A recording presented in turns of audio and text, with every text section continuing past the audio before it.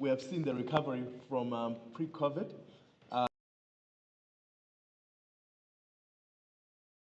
And it particularly affected some segments. The lockdown, obviously, the entertainment side was quite hurt, but we know that the media side may have done a little bit better, depending on where you are looking at it. We also, I think, about over the next 5 years, where we see the growth quite complex, but we are looking at growth of around 4% if we actually combine the average growth over that period of time, looking at 3.4 trillion by 2028. If they only give me 10% of that, I will be more than happy. And then we talked to the business model reinvention that's really necessary in order for people to take, for the industry, for various players to take a particular bite into that as we move on. As I've said, we've seen some really fascinating growth over time. It's interesting, of course, that we would have said, in that first in 2020, we see the same kind of thing we will see in local, in the local space, that, that 9.3% was a big shoot up, but it is explained by some of the developments in terms of, what we saw around lockdown, a lot of consumption of media than anything else during that time, and then we see a normalization over a period of time. But we are seeing those growth numbers. So while I was saying earlier that we are not particularly in this room, people who are being affected by tariffs, which is a big economic topic at the moment, we are actually affected by the growth that we see in the different geographies that we're in. So global growth is really around 3.5% over a period of time, 3-4%. That's what we expect to see, and that's not very different from what you see in this sector. Although there are pockets of excellent growth, and there are areas that we know obviously are dying, or that we're not going to see any growth, or we're seeing actually contraction. That's important to understand, because a lot of people will say, well, actually I want to be in a particular sector because it's growing. What's very, very important is to actually zoom into the detail and to actually engage as much as we can with the numbers. Maybe before I leave this slide, what's important, okay, maybe let's get there. So when we think about revenue and when we think about growth, the US is certainly a big place where we see a lot of growth in terms of revenue. China is growing on both the revenue and growth. So basically, where you see the big numbers, that speaks to their populations, but this also speaks, especially for China, from obviously a very low base that we've seen a lot of growth. But that's where we've seen a lot of growth. But I think if you look at the next slide, where we are looking at, for example, the three markets in Africa. South Africa has a space. So if you look at the lower down, that's sort of where we're saying this is sort of the growth rates that we expect to see over the next 5 years. And then on the left-hand side, that's where you see the revenue itself. But South Africa is doing very well if we look at the revenue. We are a big country, we've been doing this for a long time, so we've been able to say, look, there's a lot more money coming into the sector. But in terms of growing the sector, we are growing much less than everybody else. But that speaks to two things, I suspect. One is that once the sector is big, it doesn't grow as quickly as it would if the sector is actually at its infancy. We know that, for example, the Kenyans and the Nigerians, you see them a little bit further in terms of growth, but the revenue is still much lower than what we see. And that's because that, they're still base is still quite to see. We expect a lot more from those two countries over a period of time. And one of the key things that we are looking at is this AI tracker. We talked about artificial intelligence, and generative AI will be a really big challenge in our thinking in terms of content production. But we also think that that's something that's also going to help fill the gaps. So you think about it, and we think about what AI has been able to do in these spaces, is to actually play a role in some of those areas where we are still not able to go, or actually we may not want to go. And that's an important way about thinking about AI, because I think many people think about AI as coming for us or coming at us. We should actually be thinking about it differently. We should be thinking about working with it. That is part of what we're actually trying to do. I watched a really beautiful piece of work the other day where one of the artists was doing some visuals about themselves. So there's a lot of stuff that they're able to do themselves. And then they also engaged AI, to provide some of the backgrounds and put them in different places. So yes, you can do one thing, but it also allows you and supports you in terms of what you're able to create. And so we should think about AI in that way, that it's not something that's coming for our jobs, but it's something that can enhance our work and that can actually support the work that we are doing if used in a responsible manner. And so we're talking about that. So we think, but obviously it's very, very important to also recognize that there is some threat that comes to the challenge on these industries. I'm going to highlight a few things about the South African industry.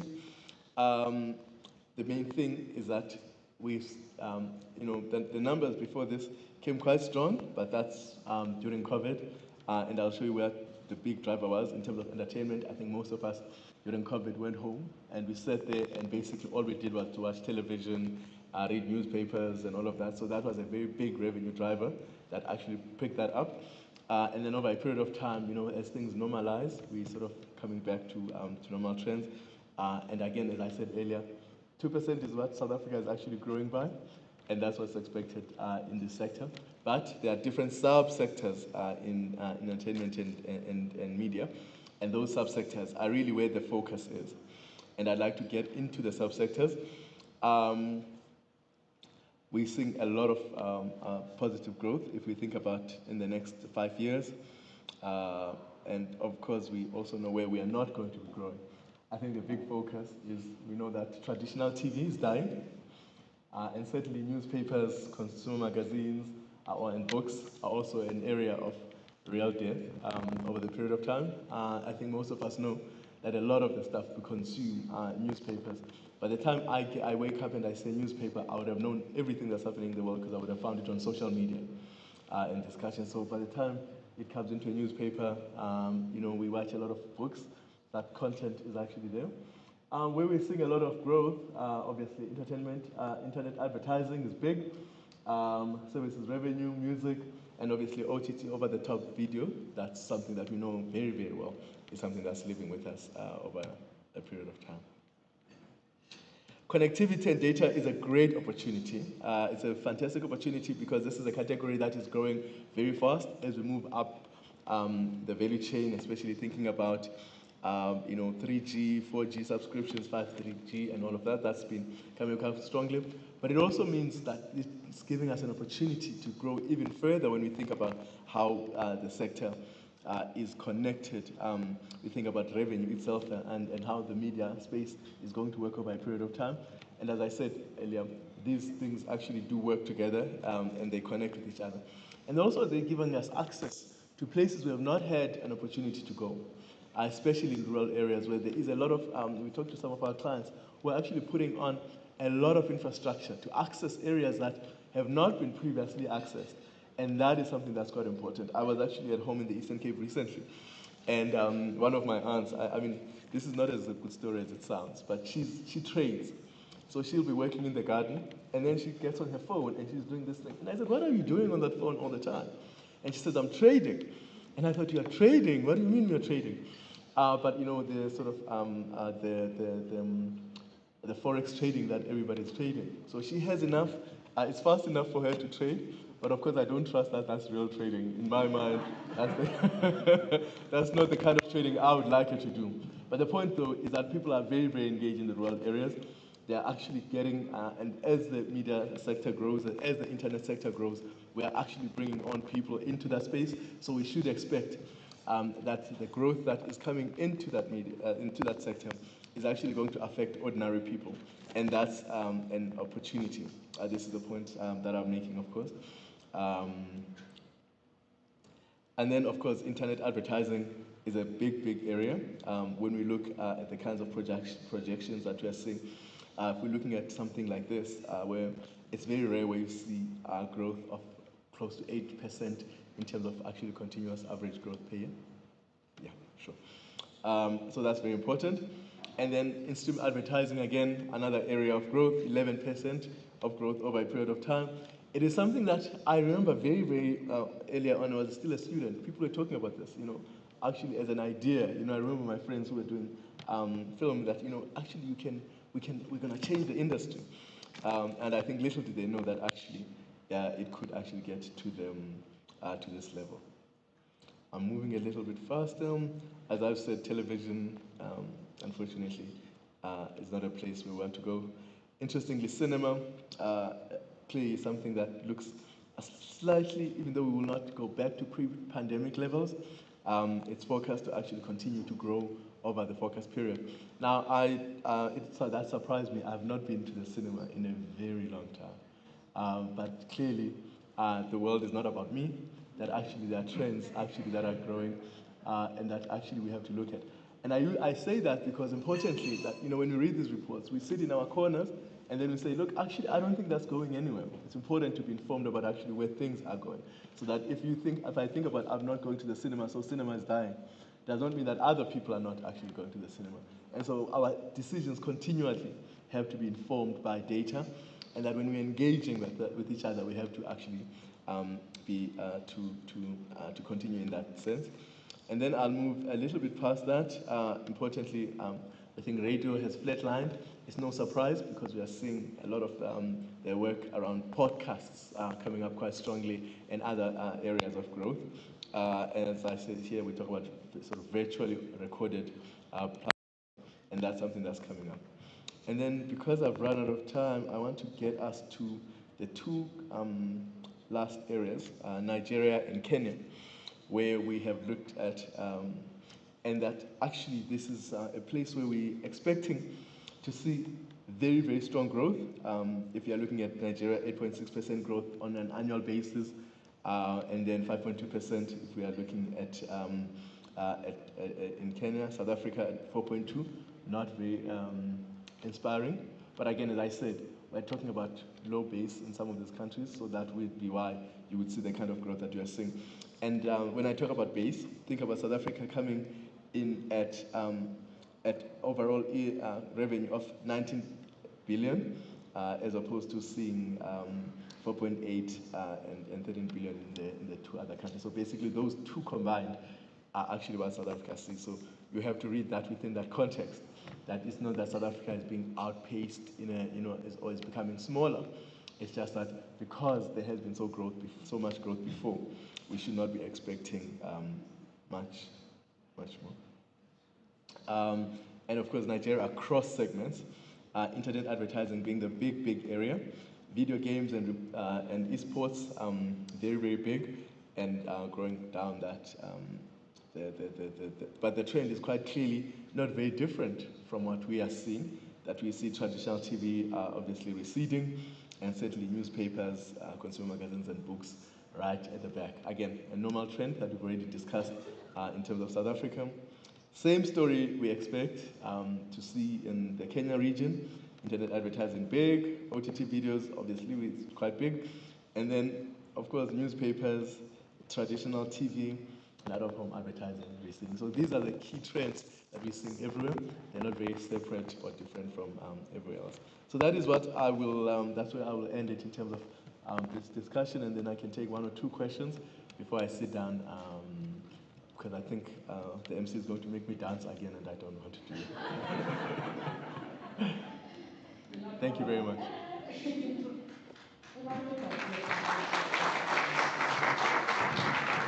Yes, yes, sir. So one question to those of these are the two that we can take. We can only take two to catch up the time. You will be with us throughout the day. So if anybody else has questions, certainly not. Okay. But I can share my details. That's okay. Fantastic. Thank you. Please proceed. Thanks very much. Thanks for a great presentation. I'm just looking at the two internet advertising and OTT video.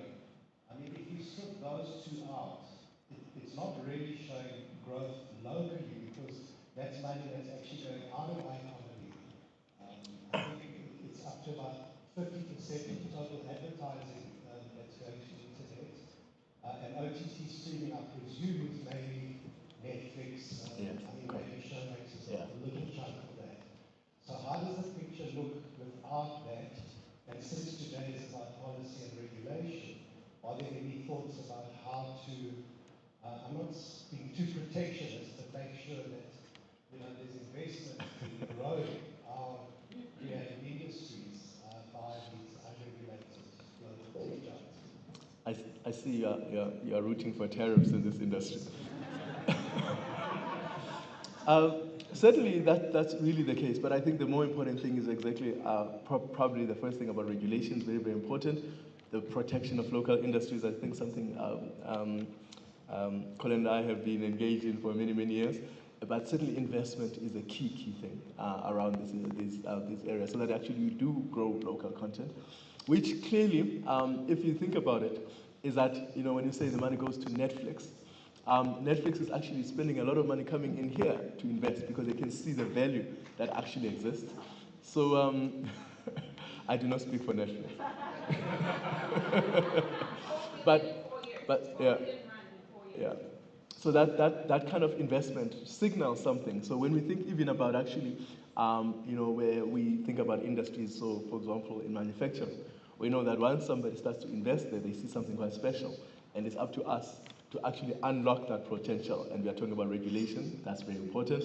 But then obviously putting the right kind of investments and the incentives are clearly there so that we can create it. Because unfortunately, unlike what Trump is trying to do, we are not going to be able to protect our local industries without the right kind of investment. It's not possible. Everything has sort of left our hands in terms of keeping it local. What we need to do is to make sure that we are investing locally in an appropriate manner that gives us the kind of inclusion and the returns that we want. We are not going to be able to say, look, we're going to just exclude outsiders. In any case, we want outsiders to be here to help us tell those kind of stories and to actually grow our industries in an important manner. So I think you're quite right about that you know, is externalized depending on who owns the final, I guess, product. But at the same time, we know that local productions are actually growing up in the telling of those stories. One of the things that we know about media, there's a report that really came out recently talking about the cost to us of negative media. And that is actually fundamentally high, particularly because it harms our economies in a very dramatic way, because those stereotypes and negative stereotypes inform how people think about business people here, artists here, and all of that. And it is up to us to tell those stories, and that's an important part of that discussion. I think there was one last question. Okay, morning, Cnergy. Thank you everyone who organized the session. My name is Papama and I'm from the Eastern Cape. So I'm going to ask a question from the perspective of your aunt in the garden. And forgive me if it's a long preface. It's really informed by the fact that you are on the podium. I think 2019 you were facilitating a session at the East London IPZ for Transnet. And I think at the time I was doing a lot of writing around the idea of creative sector stimulus fund that emulates, you know, what I thought was Operation Pakisa, until Cisco Darby kind of mentioned that it wasn't really a program, it was just a diversion of funds into pots that were then called Pakisa. So I think the question for me is that you mentioned something very important about the structure of our sector. It's not being outpaced by Kenya and Nigeria, but they're growing at a faster rate. But it's a big sector in infancy, as you referred to. And I'm just wondering, would a stimulus fund be the solution, or is it a question of the recurring structure of concentration in our economy finding its way into the way we think about the creative sector as well? And if that's the case, how do we break out of that into a rapid growth pathway? And what are the kind of structural shifts that we need to see there? Sure.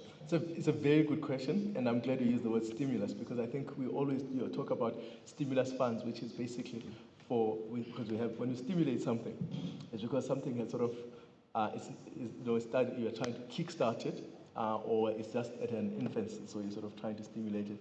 But this sector is not such a sector. You actually need consistent investment over a period of time, whether it's investment to actually start up, you know, the other sectors that have not been there, or to continue to subsidy. We've seen, for example, one of our big sectors have been the motor sector. And the motor sector does not have a stimulus fund. It has actually a stable fund that continues to invest over a long period of time, and that's why it's been so successful. That's why we can export to the many markets that we export to, because we realize its importance for jobs, for economic growth, for industrialization, and the different linkages within the economy. And so we said we want to actually continuously invest here. So we're not stimulating it. So not you don't hear every other year to saying, look, we've actually put together a stimulus package. We have a consistent. So I would say this sector particularly needs that kind of investment. so that you actually are not stimulating it because it's already there. You know, I mean, I think there are more than enough people who are playing a role. What you want is actually is a fund that continuously supports the sector over a period of time to grow the different segments that are important. And as we let go of the other segments that obviously will not be with us because things have changed fundamentally in our sector. So I think the important thing is to walk away from the stimulus thing, because every once in a while you sort of throw in money and hope it does what you hope it does. But if you have a long-term program with a long-term funding, you do much better than continuously sort of trying to sort of throw in here 100 million, maybe 10 million here, but actually say over the next 15 years, we intend to actually support the sector in this way, and that we will continuously then monitor that growth over a period of time. So I'm hoping that that answers this question. Thank you so much. Thank you, everybody.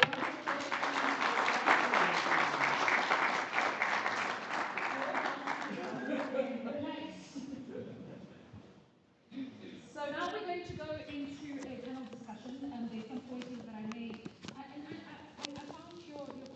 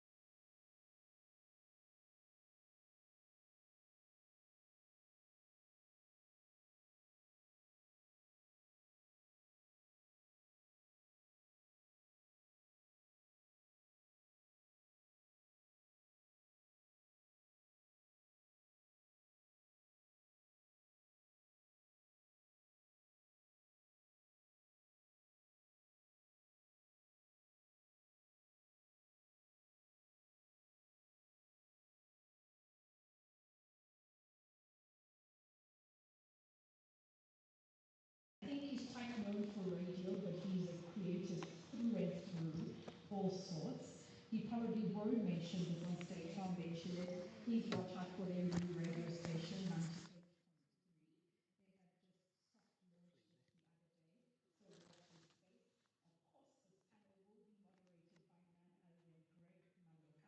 And he will be joined by Ngateko Maluleke from Download Records, Tando Makuna from Music Publishing Association of South Africa, and Luisile Njui from City of Johannesburg. A round of applause, please, as we welcome.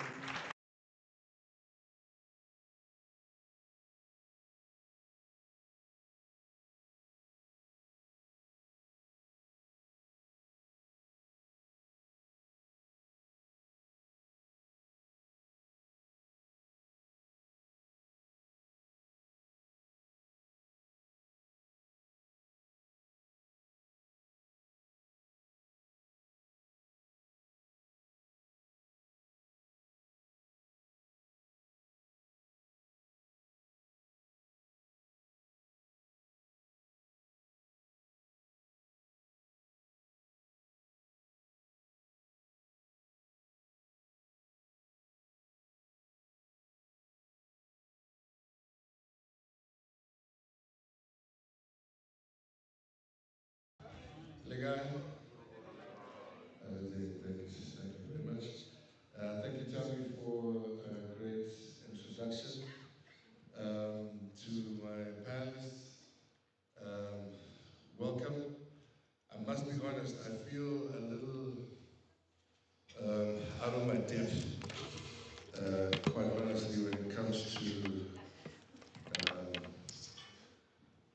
big fancy words, policy, framework, regulation. Um, I'm a very simple human. So if you find this engagement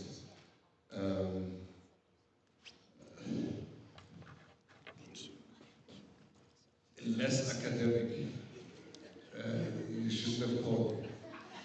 It's your fault. But I will try and keep it interesting. I think in the main, we want to hear from our panelists, and they are the experts. We had a little bit of a conversation earlier, I think, which will help us kind of get to where we want to get to. But here's a question for everyone, just to kick it off.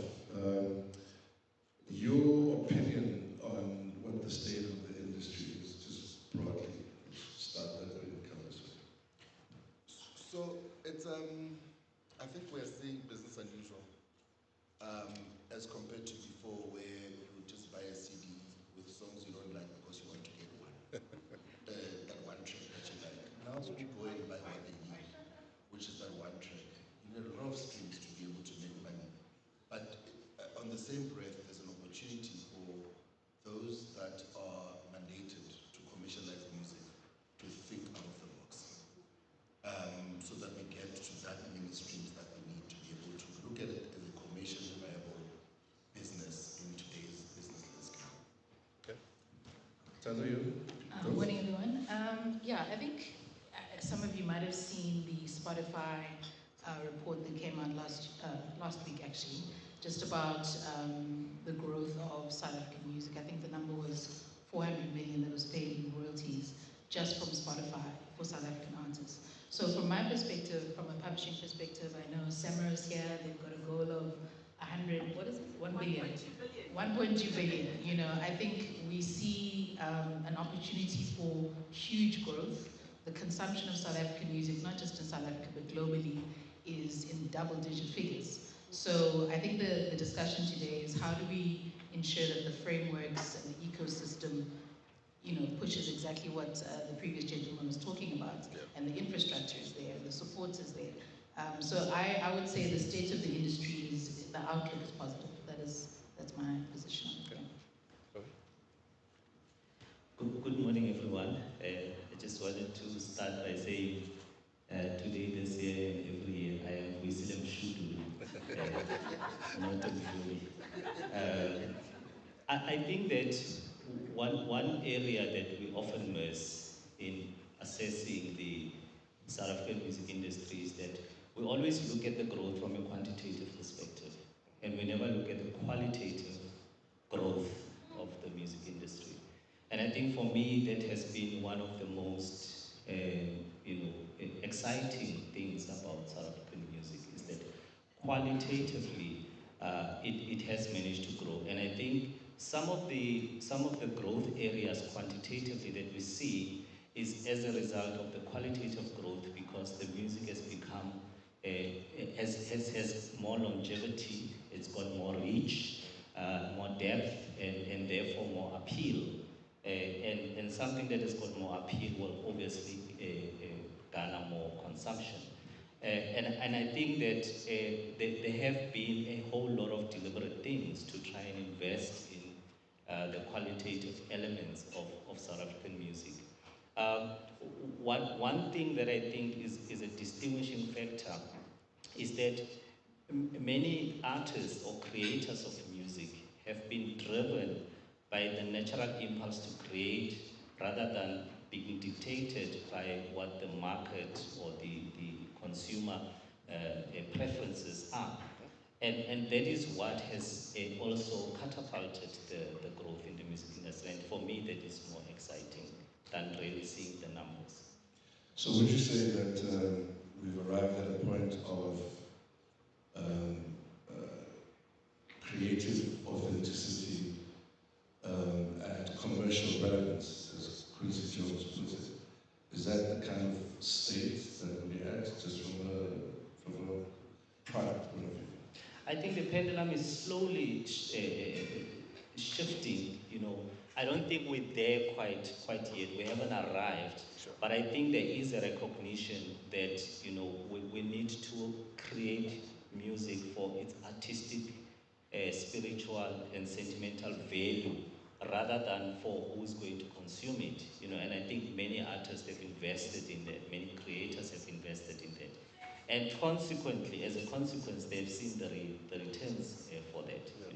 But I also think that that's not the only thing that has contributed to the growth. I think there's also a greater efficiency in monitoring consumption of music. The collective societies have become more efficient, more rigorous in terms of their capacity to collect and to track the growth, and that's why we're seeing the kind of value that we are. But there are obviously a whole lot of things that still need to happen in terms of the benefits spreading much wider than they are currently. We're going to double click on some of the effectiveness of collective societies and the willingness of some of these industries to pay. It's one thing that you are effective in collective. It's another that actually people are responding with the payment. Tazo, you spoke a little about results from Spotify that signal a positive trajectory, if you like, in music. Is that driven by a particular genre, or is it balanced right across the different genres in South Africa? So, if I remember correctly, the specific growth areas were Amapiano, obviously, which is one of our biggest sort of exports, if I could call it that, and the consumption of that music just as a dance genre. So it's being listened to in Amsterdam, in New York, not as I'm listening to Amapiano or even understanding the words, but it's part of my sort of playlist of dance music. So the other thing from a local consumption perspective was obviously the types of languages that are being consumed. So obviously we know Zulu is a big one, Sesotho, which I think is exciting. I don't think we've seen that before, and Afrikaans music. So again, just exactly to your point around authenticity, creating in a way that relates to however you express yourself, that is still very important, and it's having an impact in terms of how people connect and consume the music. Are we leveraging this success, this global success? I mean, it's one thing to say that we are receiving all of these coins, and I say coins respectfully, for it is not coins. But is the frameworks, is there systems in place that, somebody uses the word protectionism, that protect this culture, that protect this music, that keeps it ours and makes sure that that which is being created here generates whatever. Our sound is very distinct. You can't miss a track from here.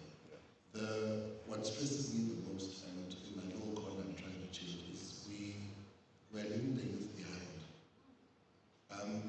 What we need to do is let the young people talk to each other, because when we speak about building a future business, where we're building it for, where we're heading over to.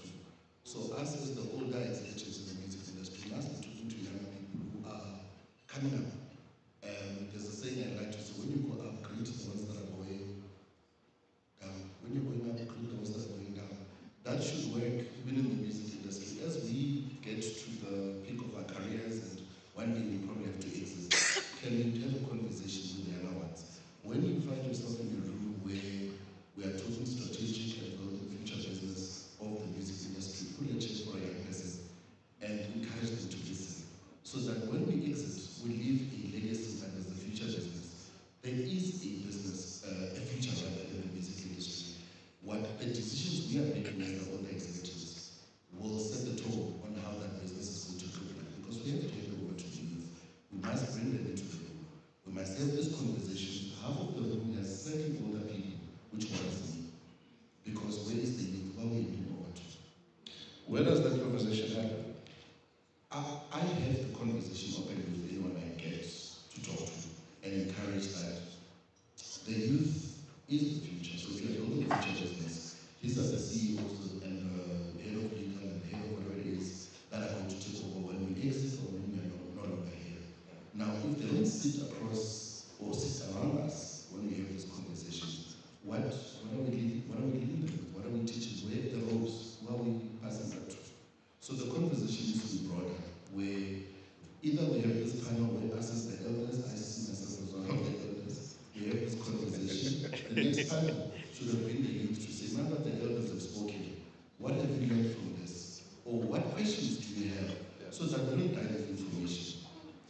So there's a tendency, Bradley, of, you don't mind. Yes, that is fine, perfectly fine. There's a language that we use in South Africa, or a tone, or an expectation rather, where the very first thing you say is, what is government doing? Right? And to a large extent, I often say, what are we doing? Is there an environment that has been created, at least, for me to ask that question fairly? If someone says, what is government doing? If I say, well, what are you doing? I think the government has a role, like in a business, for instance, as a CEO, your job is to create an environment for others to flourish. Do we have that environment? Have we got these policy frameworks that we talked about earlier? And if so, where are the gaps? I think I'm going to use three measures for government intervention. The first is the policy and regulatory environment. I think that government has done a lot in terms of creating a legal framework in the country that is able, to an extent, to protect creators. But that legal framework obviously has got gaps, and I think that's why there was a recognition for the amendment of the Copyright Act, because it had so many gaps. But what I think also, which is in a sense the failure of democracy, is that a lot of things have crept into the amendment process, where there was a noble intention to stabilize the copyright and intellectual property, framework and regime in the country, that have now contaminated that space. And these are because, as a country, in the post-94 transition, I think we flung our gates too wide open. And I think that every self-respecting country in the world has got a certain level of protectionism. Because you can't run a state without a level of protectionism, So that's the first thing, and I think that we need to deal with the things that have contaminated the space to stabilize the copyright legal and regulatory framework in the country. The second is to look at the funding and financing of the cultural and creative industry. By far, South Africa is incomparable if you look at the African continent in terms of the quantum of investment that government makes in the cultural and creative industries. You may argue the modality, but you can't really argue at the quantum of investment. And I think even globally, South Africa fares very well in terms of other major economies, in terms of how much government is investing in the cultural and creative industries, both from a funding perspective, but also from a financing perspective. And I think that there is a lot to talk about in terms of the modality. And I think these modalities are also informed by the structure and architecture of the economy that we've inherited. And we have inherited an economy that is more consumptive rather than productive. And you find that our funding models are also, in many senses, they don't stimulate independence and growth, but rather they induce dependency. And because they are so consumptive in nature, government does spend money, but where is that money spent? It's not stimulating the manufacturing, it's not stimulating productive sectors that will create sustainability within the cultural and creative industries. The last is the skills development. I think there's a lot that has been done in terms of skills development, both in the formal and in the informal sense. And I think from those three markers, if you measure government's performance, you ought to recognize that a lot has been done. Tanda, I want to ask you this question. It may be unfair to you. If it is, I apologize. But one of the things I think is missing is market development. So nobody develops the market. in South Africa. So nobody sits and says, and I say nobody because I haven't seen it, so, and I could be wrong. It's almost like we create and then we throw into the space. Is that what people want? Can people afford it? Are they using those technologies? You know what I mean? So if I'm, in Sweden or in Titus or even in Rosberg somewhere, does anybody understand how the market moves and operates here? So, what are young people using? What are older people using? People that don't have, enough money for just life, how do they participate in this space? Yeah, I think the previous speaker kind of spoke a little bit to this, which is just around the need for further investment and infrastructure, right? So the music industry is actually, it is a creative industry, but it's also the space that we're in now. It's a technological industry as well. So it's very much dependent on access to data. The example that he gave around just having access to connectivity is a huge factor. So in my mind, the development of the industry is very reliant on what infrastructure that we have. So that individual who's sitting in Zweden at least has Wi-Fi to Google and say, what is publishing? How do I protect my rights as a creative? How do I distribute my music on, whichever platform? Which platform plays me the worst? How do I plays me the best or the worst actually? How do I register my music with SAMRO? So access to information for me is probably the most important thing, and how we get that is obviously through connectivity. I thank you for that answer. I was also kind of interested in people that are not creators, but people that are consumers. So market driver, thank you. So because it's very important. I don't know, maybe you might have an opinion on this, but I feel like there's an attitude of neglecting the person who's ultimately actually going to purchase these products. It's almost like, well, we'll put it out there, it's sitting on these platforms, good luck. So information, I think we did it the hard way because we had to do degrees and go to the library and manually read a textbook, a report, and eventually finish school. The youth of today, or the generation of today, has access to everything in the palm of their hands, which is a bigger advantage for them and an opportunity to empower themselves. Let's not take away that parts of society don't necessarily have access to Wi-Fi everywhere. However, the urban areas are much lucky because they get, homes now have Wi-Fi, schools have Wi-Fi. Libraries.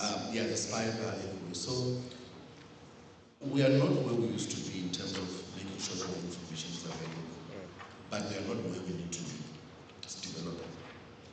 Yeah, and I guess my question is a little,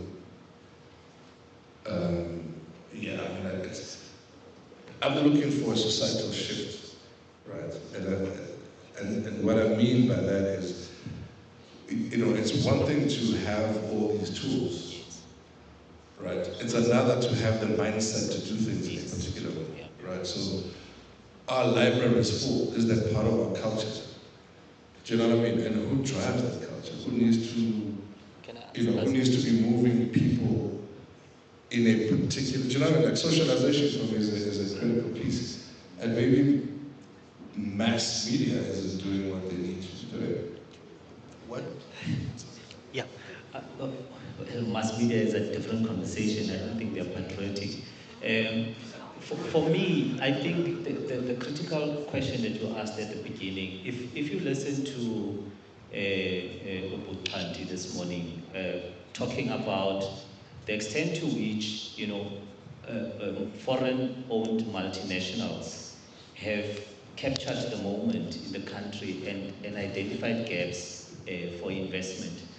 It's because the market drivers in the country who've got the capital potential to invest and make seismic shifts in the creative economy, they look at the forecast data, because some of the data that he put up here is a forecast for the next 5 years. You can clearly see which areas are the growth areas where you can maximize your returns as an investor.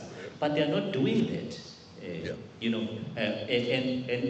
perhaps a fair comment is to say they're not doing that sufficiently. So we need, firstly, a private sector that is more patriotic towards investing in the country and developing it. Government also has got a role to play in terms of making the right kind of investment decisions. Because I feel that the types of investment decisions that we are making are not sufficiently forward-looking. They are more about immediate consumption and immediate glory, for the politician to open and put a plug and so on. So I think we need to firstly improve our planning capacity. The other people that we're talking about who are not necessarily creators, who are the people who are planning out, looking at the shifts and looking at the forecast and advising on where the investment areas should be. And I think that's a big area. I really think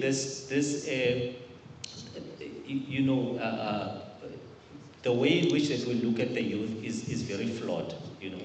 The young people this time around are more savvy about protection and ownership of their intellectual property, and more so than the preceding generations. And I think the preceding generation can learn a lot from the young people of today in terms of how do you protect and monetize your intellectual property. Because the benefits that accrue to the intellectual property of the generation of Nkateko are not even the owners of that intellectual property.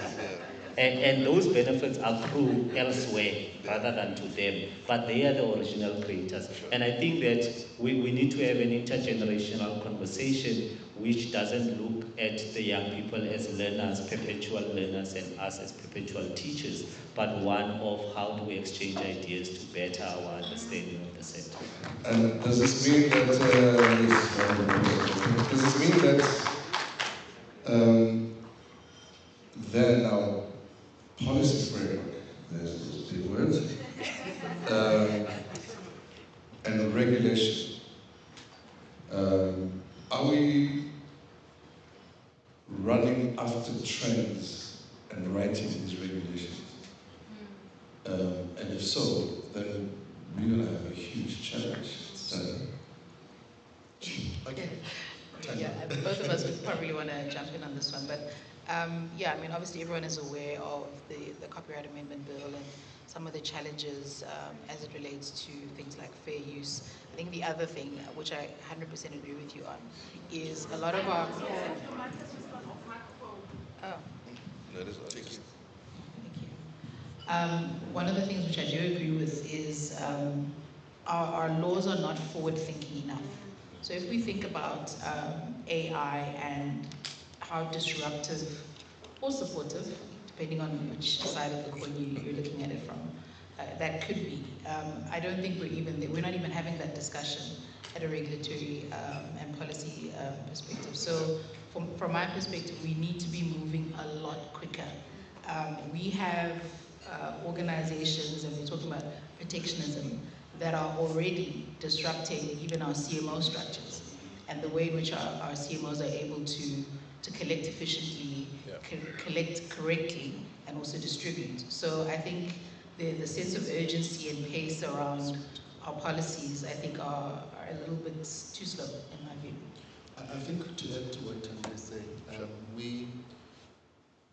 the sector, and I'll speak of the music industry, which is when I understand better, we like accepting things that don't speak to our day-to-day operations. So even if it's a piece of legislation, we've never bothered to say, but wait, this doesn't work with us, or it does not speak into the future of what we're trying to build, or we won't be able to navigate. And so you've got the amendment bill now, copyright being sent back and forth.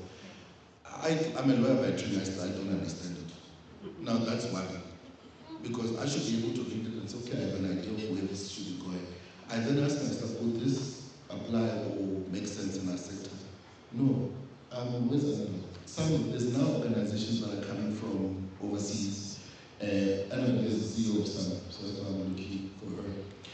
They are now collecting directly from here, overseas, bypassing our own structures that are here that are effective, or at least strive to be effective. So if we don't change how we are approaching this specific industry, again, a foreigner will inherit our wealth. It's that simple. Ladies and gentlemen, a round of applause for our panel. Policy, regulation, framework, big fancy words. We will open for a couple of questions. Tammy, you help with those? So we've got 1 and 2. We'll take those 2. There's one here by the table. There's a gent there in the blue. Let's see how that goes. If it goes well, then I'll come through to here, and those are the only ones. Let's see how it goes. No, thank you. Good morning, everyone. And thank you so much to the panel and for raising very critical issues, more like challenges. And I think that's my concern. It's been my concern since yesterday, that we are raising challenges that our country faces, and very little solutions are coming up out of here. Because even if we come up with solutions that are far-fetched, but it's a start. You know, and I just think that we need to have that positive solution-driven mindset. Let's touch on the issue of the youth. We're saying the youth have, and we know, they always have something in their hands. Their eyes are always looking at a screen. But are we doing enough, or maybe we should be doing enough to make sure that the content of the creative work that we put out there stimulates a certain level of conscientiousness amongst young people? We're sitting here as elders who are in the industry and going out, because we're all going to go in that box. But we have not done enough, like the likes of the Steve Bikos, the likes of the Sobukwes. Growing up in the 70s, the Amanda Fist, that was a work of art that instilled a certain level of conscientiousness in me as a person. Are we doing enough in the different genres of the creative sector to instill that? Because we've got young people who are TikToking, jumping, dancing. So maybe let's come back to say, how do we, and I appreciate the input from the COJ as well, but let us drive that conscientiousness that also makes people patriotic, because I think a lot of young people, even elderly people, have given up, and they are giving up, and they are leaving our country and the conscience and the soul of our country in the hands of everyone else except ourselves. And we must take that responsibility as creatives, as the different platforms. I also come from broadcast media, but I think we, because of money, because of investment, foreign investment, we are shaking and letting everything out to be driven by other people, but other than ourselves. Thank you. Thank you so much. Hello, I'm Lulu from IKS Cultural Consulting. Firstly, I want to pay my respects to the elders on the panel, especially Mr. Muleke, all the representatives of the youth. Often the numbers that we talk about, the facts, figures, and the data statistics, refer to recorded product, refer to copyright, refer to IP. But most of the people in the sector make the money from the live music sector. That's where they make the real revenue, consistent revenue. Not much has been said about that. So we speak about policy frameworks, investment, growth strategies for the live music industry. So I'd like the panel to articulate the vision for where artists make a living. And in particular, Mr. Mshudu, the creative industry needs a nighttime economy. What should the cities be doing about that?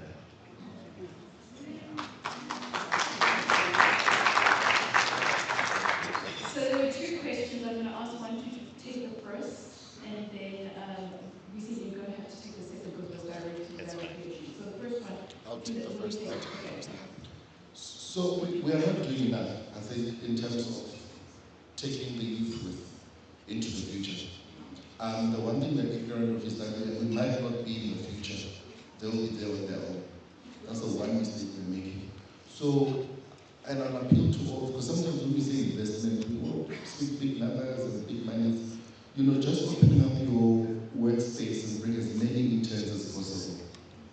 Is part of empowering the youth and taking them with into the future. If you say they're doing enough, they're not doing enough. I worry often about how it's going to look like without us if we leave the youth the way they are. I worry. I also worry about the gatekeepers who think they're so helping, but they're elders. They're old. We need to bring young blood into this field. So we're not doing enough. Let it be a task for each one who's here who has a platform or an opportunity to be able to make a difference, to be able to fill a seat for a young person and say, come here, let's empower you into the future. We're not doing enough. Yeah, and just to add to that, I'll be quick. I can see you looking at the clock, but I think the most important thing is education and also being able to formalize the industry. I do feel there isn't enough support. For example, if I do want to become the next Black Coffee, why isn't there a Black Coffee DJ school that is accredited and people can get formal education out of that, or a business manager or a music manager? I think there just isn't enough formal recognition of our sector, particularly in the music space. Thanks. I think that I know that collecting societies don't have the capacity to fund political parties and therefore to improve their advocacy position. But I do think collecting societies in South Africa need to come together and sponsor legislation that will, transform them from being viewed as yapping chihuahuas, but to being authoritarian brutarians that can enforce compliance with the Copyright Act, but also the ability to protect the space from foreign influence. There are certain cities around the world that have got a nighttime economy mayor, and the role of that mayor is to look at questions of safety, questions of compliance, questions of infrastructure for the nighttime economy, and making sure that it operates as a vibrant economy. I think Johannesburg is well poised as a creative city to do that. But I do also think that the nighttime economy is more than just the responsibility of government. It is a collective responsibility, because ultimately the people who run small venues, the people who run restaurants can all contribute to the nighttime economy. And as a city, I think there is a role that we need to play. But ultimately, the capacity of the city is also informed by its fiscal position. And we all know that the fiscal position of South Africa has drastically declined. And I think that there are things that we need to do collectively to try and improve that, so that we have the capacity of the state to intervene more productively in growing the creative economy. Thank you. Thank you. We do have a few minutes. If you promise to stay literally 2 minutes. So there was a question here. I already identified it. You don't have a question. I saw him coming right here. Just that one. That's it. Thank you. I think I'm going to latch on to what Mr. LaRue was talking about the live music scene. I think there was a chat earlier about the qualitative work that informs the quantitative growth in the sector. I think Mr. Mshudu made that point. And maybe let's make it less academic, and maybe go to the case study of the Cape Town Jazz Festival right now as we speak. There's an outcry from the jazz police that there's not enough foreign performances on the lineup of the Cape Town Jazz Festival. And I think you said earlier, we are producing quality work now in South Africa that is kind of like is holding water, and therefore is creating longevity and sort of long-term value and returns. And I would argue, in line with his point, that the live music scene is demonstrating that in spaces like the jazz arena, there's actually a lot of qualitative output from the South African genre perspective in jazz that the global community is so eager to consume. So how do we respond to getting ourselves to be proud about the fact that the Cape Town Jazz Festival right now is proud to make Black Coffee and Luduzo Makatini the international artists on the lineup and to actually show a bouquet of South African homegrown talent that many funds and instruments have invested in over the past 30 years. Thanks. Thank you so much. I think that was to you, Rich. Yeah, so there's a lot of answers to that question. It's not a simple, straightforward answer. Earlier on when I asked about market development, in part I was also addressing, when you asked the first question, the development of consciousness, right, amongst people around, when I consume music, what am I doing, right? It's beyond my enjoyment. It's also something that contributes towards a society that is shifting itself to a direction. Someone has got to give that inspiration and that direction. We've seen pockets of success in this instance. 30 years ago, almost 30 years ago, we launched YFM. And I think for the generation that they got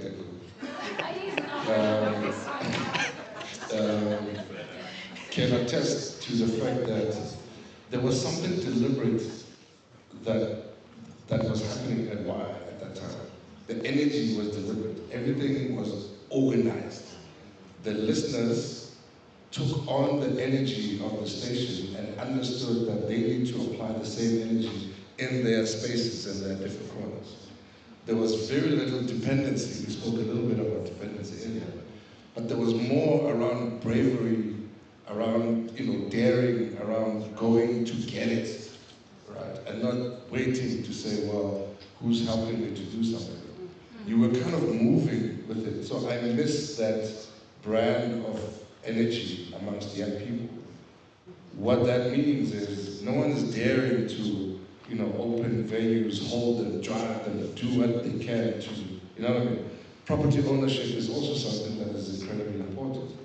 And so forth and so forth. Thank you. He did this off because I'm sorry, we've run out of time. Please, a round of applause. I'm going to ask you not to leave the stage, just to come and stand in front of the table so we can capture you forever. So when things start happening like YFM, we can say, he stopped it. Can we get out the top of it and say the official?